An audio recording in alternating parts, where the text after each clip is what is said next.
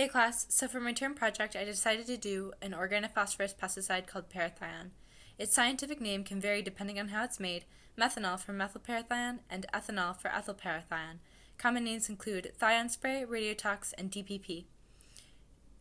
Here's a molecular formula as you can see, and here's a picture of parathion, and I wanted to show you guys that this is a nucleophilic compound. It was initially used as a pesticide solvent on crops in Germany to feed troops during the war effort, but in 1948, the United States seized the patent. It was used as a chemical warfare agent during the Rhodesian Bush War in Africa back in the mid-20th century, and has also been cited as a suicide agent throughout the world. Opportunities for exposure consist primarily of factory workers who are involved with the mixing and manufacturing of this drug. Agricultural workers who may have had to work up close with this drug, and aviation pilots who spray it are at most risk. This is because of their risk with inhalation, and severe cases may cause respiratory arrest. Although the half-life of the parathion is short, children are still more susceptible to their effects. Here are some example factors that increase your susceptibility for parathion due to their ability to cause compound oxidative stress. Down here, see, especially after the age of 45, because that's when your glutathione levels start to dip.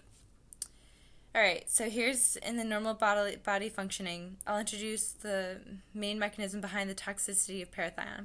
Acetylcholine is used throughout the PNS and is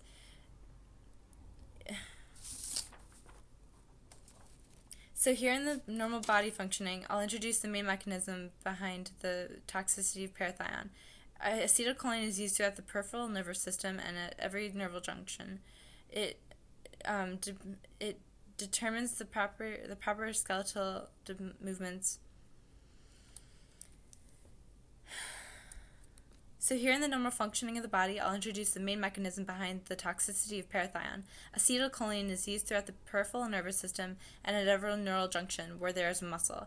It determines the proper skeletal movements because acetylcholine floods the synapse, and an acetylcholinesterase cleans up whatever is left over.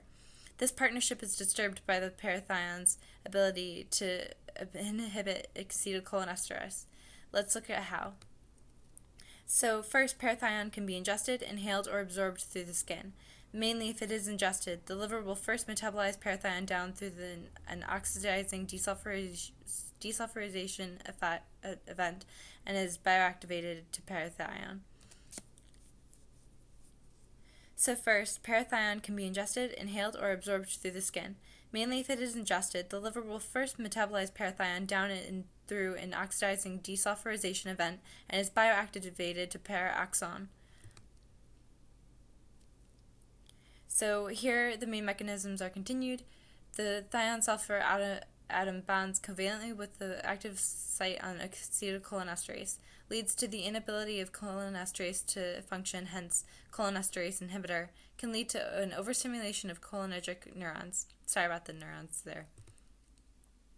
Another mechanism by which parathion can wreak havoc on the body is to deplete existing reserves on the glutathione. When ingested, parathion can leave the liver defenseless as it goes to the other target organs.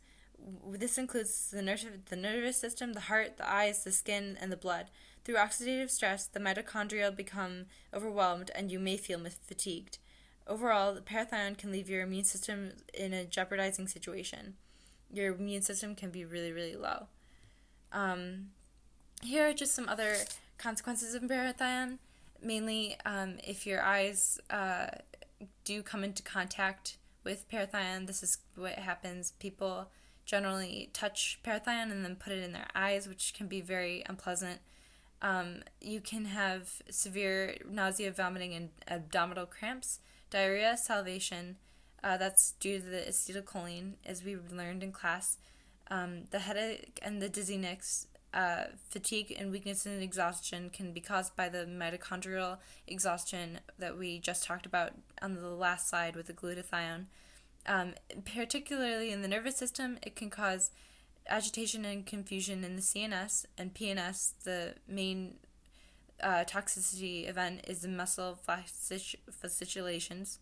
just the uncontrollable movement of the limb. Sorry about that.